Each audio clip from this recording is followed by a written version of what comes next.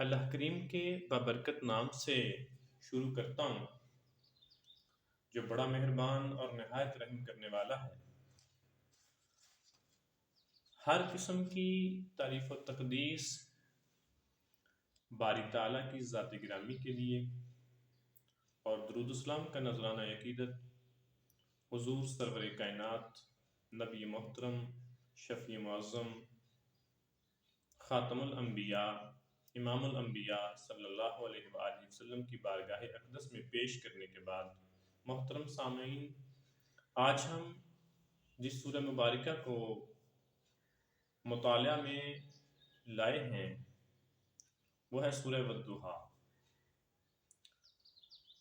آج ہماری سوسائٹی کے اندر ڈپریشن، مایوسی، ناامیدی بہت عام ہو چکی ہے۔ ہر انسان ہی اس سوسائٹی کے اندر ڈپریشن کا شکار ہے، اور اس ڈپریشن کی وجہ سے کئی اموات بھی ہو رہی ہیں، لوگ خودکشیاں کرنے کی طرف جا رہے ہیں۔ تو یہ سورہ مبارکہ ان لوگوں کے لیے جو ڈپریشن کا شکار ہیں، جو انگزائٹی کا شکار ہیں، اور یہی ڈپریشن آگے بڑھ کر مختلف بیماریوں کی وجہ بھی بنتا ہے، ان کے لیے ایک دوا کا کام رکھتی ہے۔ اور جو لوگ روٹین میں اس سورہ مبارکہ کو پڑھتے ہیں ہر نماز کے بعد، وہ لوگ ڈپریشن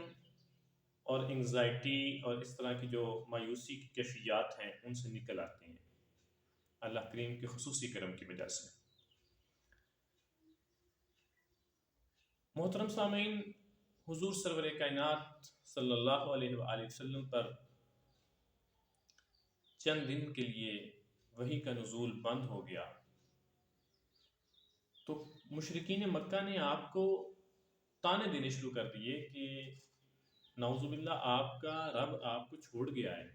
اور آپ سے ناراض ہو گیا ہے۔ تو حضور صلی اللہ علیہ وآلہ وسلم اس بات کو سن کر بڑے پریشان ہوئے، بڑے دکھی ہوئے۔ تو اس پر اللہ کریم نے بارگاہ نبوی صلی اللہ علیہ وآلہ وسلم کے اندر 11 آیات کی یہ سورہ مبارکہ وہ نازل کی، اور یوں آپ سے خطاب کیا، دو بڑی بڑی قسمیں کھائیں، اور قسمیں یاد رکھیے اس وقت کھائی جاتی ہیں جب کوئی اہم کام اور اہم جو نا وہ امر جو ہے وہ الہی کی طرف سے آتا ہے۔ فرمایا والضحیٰ، اے محبوب صلی اللہ علیہ وسلم، مجھے ضحیٰ کے وقت کی قسم ہے، مجھے چاشت کے وقت کی قسم ہے، مجھے دھوپ کے چڑھنے کے وقت کی قسم ہے۔ یعنی یہ وہ وقت ہوتا ہے جب چہل پہل اور رونقیں بحال ہو جاتی ہیں۔ اور یہاں پر ایک لطیف اشارہ حضور صلی اللہ علیہ وآلہ وسلم کی ذات بابرکات کی طرف بھی ہے کہ جب حضور اس دنیا میں تشریف لائے تھے تو اس وقت اس دنیا کے اندھیرے چھٹ کر اور اس دنیا کے جو منجمد نظام تھے، جو رکے ہوئے سسٹم تھے، وہ بحال ہوئے تھے، رونقیں بحال ہو گئی تھیں، ہر طرف چہل پہل ہو گئی تھی۔ تو اے نبی صلی اللہ علیہ وسلم، ہمیں اس وقت کی قسم ہے جب آپ اس دنیا میں تشریف لائے تھے۔ واللیل اذا سجا، اور ہمیں رات کی بھی قسم ہے جب وہ ہر چیز کو ڈھانپ لیتی ہے۔ اور یہاں پر بھی ایک لطیف اشارہ جناب نبی مکرم صلی اللہ علیہ وسلم کی ذات گرامی کی طرف بھی ہے۔ اے نبی مکرم صلی اللہ علیہ وسلم، جب آپ اس دنیا میں تشریف لائے تو جس طرح رات ہر چیز کو ڈھانپ لیتی ہے، اس طرح آپ نے اس امت کے گناہوں پر پردہ پوشی کی ہوئی ہے۔ اور یاد رکھیے، آج ہم جو گناہوں میں مبتلا ہیں، اگر نبی کریم صلی اللہ علیہ وسلم کی ذات مبارکہ نہ ہو تو شاید ہمارے گناہ جو نہ جس طرح سے ایام ہوں، ہم منہ دکھانے کے بھی قابل نہ ہوں کسی کو۔ تو یہ ایک عنایت ہے ہم پر حضور کی ذات گرامی کی برکت سے، اور ان دو چیزوں کی قسمیں کھا کر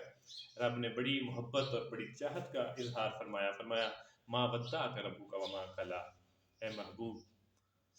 ہم نے، آپ کے رب نے نہ تو آپ کو چھوڑا ہے اور نہ آپ سے منہ موڑا ہے۔ یہ جو لوگ آپ کو باتیں کر رہے ہیں کہ آپ کا رب آپ کو چھوڑ گیا ہے اور آپ سے ناراض ہو گیا ہے، ان کو بتا دیجیے وَلَلْآخِرَةُ خَيْرٌ لَكَ مِنَ الْأُولَىٰ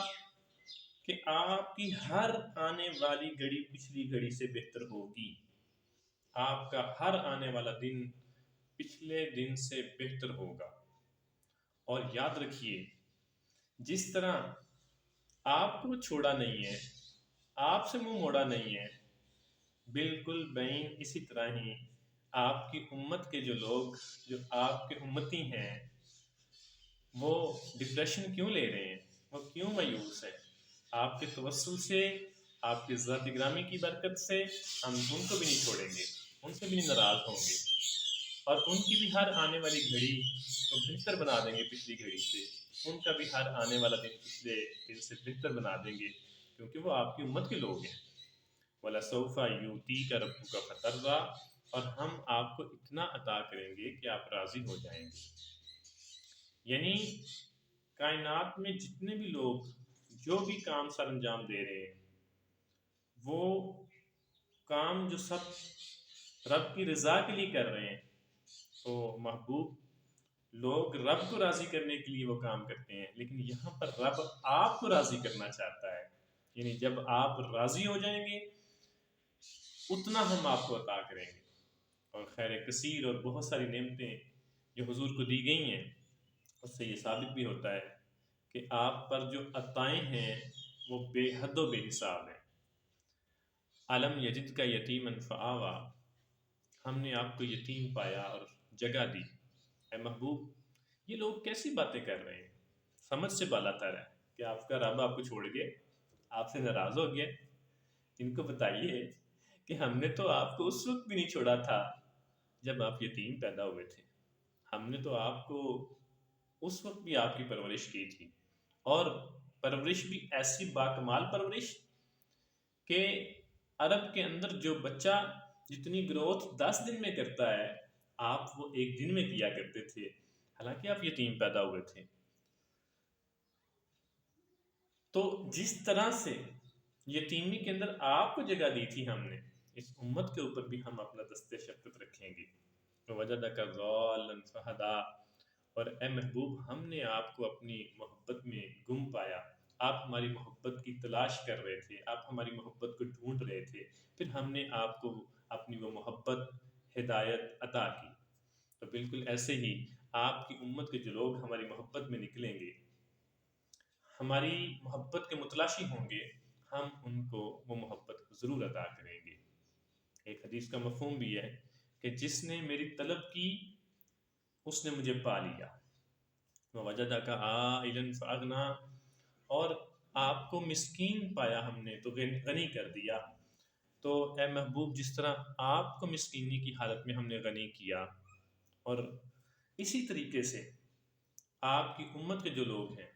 جو اس وقت اپنی مسکینی کی حالت میں ہیں اور اس مسکینی کی وجہ سے وہ ڈپریشن اور انگزائٹی کا شکار ہو رہے ہیں، ان کے لیے بھی تسلی ہے کہ پریشان نہ ہوا کریں حالات سے. حالات کی جو وقتی جو تکلیفیں آتی ہیں ان سے جو نا وہ اپنے دماغوں کو منتشر کرنے کی بجائے اللہ کی ذات کی طرف رجوع کریں. ہم انشاءاللہ ان کو بھی غنی کر دیں گے آپ کے توسل سے. فَأَمَّا الْيَتِيمَ فَلَا تَقْهَرْ بس جس طرح ہم نے آپ کو یتیمی کے اندر سہارا دیا، ہم نے جس طرح یتیمی کے اندر آپ کو جگہ دی، بالکل اسی طرح جب آپ کے پاس کوئی یتیم آئے تو آپ نے بھی اس پر قہر آلود نہیں ہونا. آپ نے بھی اس یتیم کے سر پر دست شفقت رکھنا ہے، آپ نے بھی اس کے ساتھ محبت کے ساتھ پیش آنا ہے. آپ کو بھی اگر اللہ نے عطا کیا ہوا تو آپ نے اس یتیم کی کفالت اور پرورش کرنی ہے، نہ کہ آپ اس کو غصے ہوں اور اس پر قہر آلود ہوں. وَأَمَّا السَّائِلَ فَلَا تَنْهَرْ اور جب سائل آپ کے دروازے پہ آ جائے تو اسے بھی ڈانٹنا نہیں ہے. اگر آپ اسے کچھ دے نہیں سکتے تو اس سے معذرت کر لیں، لیکن اس کو ڈانٹے مت. اور یہاں پر سائل سے مراد علمی سائل بھی ہو سکتا ہے کہ جس طرح ہم نے آپ کو اپنی محبت عطا کی تھی جب آپ ہماری محبت کی چاہت لے کر پھر رہے تھے، اسی طرح اگر آپ کے پاس علم کی چاہت کا کوئی سوالی آتا ہے تو آپ بھی اس کو عطا کریں. اس کو وہ جو نور ہدایت کی روشنی جس سے اللہ نے آپ کو نوازا ہوا ہے آپ اس کو عطا کریں. یعنی جو قرآن حکیم جو قرآن حکیم حضور سرور کائنات صلی اللہ علیہ وسلم پر نازل ہوا ہے اس کو عام کرنے کی کوشش کریں، اس کو امت کے اندر پھیلائیں تاکہ امت جو نا وہ اس سے فیض یاب ہو سکے۔ وَأَمَّا بِنِعْمَةِ رَبِّكَ فَحَدِّثْ، اور جو نعمتیں ہم نے آپ کو عطا کی ہیں ان نعمتوں کا خوب چرچا کیا کریں، ان کا خوب ذکر کیا کریں۔ اور اس سے مراد بھی یہی ہے کہ جو قرآن حکیم ہدایت کی صورت میں جو نعمت ہم نے عطا کی ہے اس نعمت کو انسانوں کے اندر، اس نعمت کو انسانی سوسائٹیوں کے اندر عام کیا جائے، اس کو پھیلایا جائے، ایک دوسرے کے ساتھ اس کو شیئر کیا جائے۔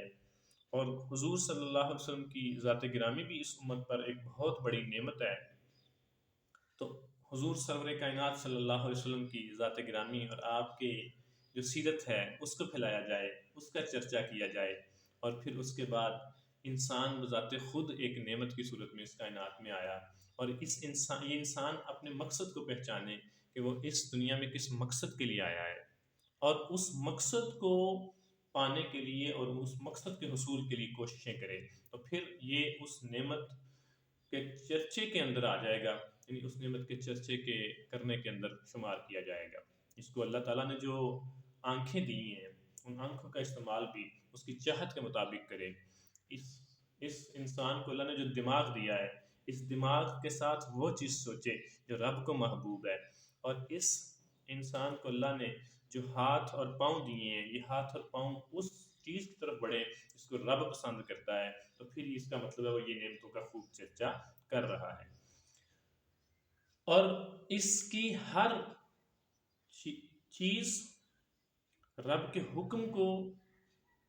پورا کرنے کے لیے اٹھے اور رب کو راضی کرنے کے لیے اٹھے، پھر اس کا مطلب ہے یہ رب کی نعمتوں کا چرچا کر رہا ہے۔ تو اللہ کریم سے دعا ہے کہ اللہ ہمیں اس سورہ مبارکہ کی روشنی میں اس کے مطابق عمل کرنے والا بنا دے، اور اس کے جو خاص برکات ہیں اور اس کے جو خاص اس کی جو برکتیں ہیں، روحانی جو اس کے جو پہلو ہیں وہ بھی ہمیں عطا کرے۔ وما علیہ الا البلاغ المبین۔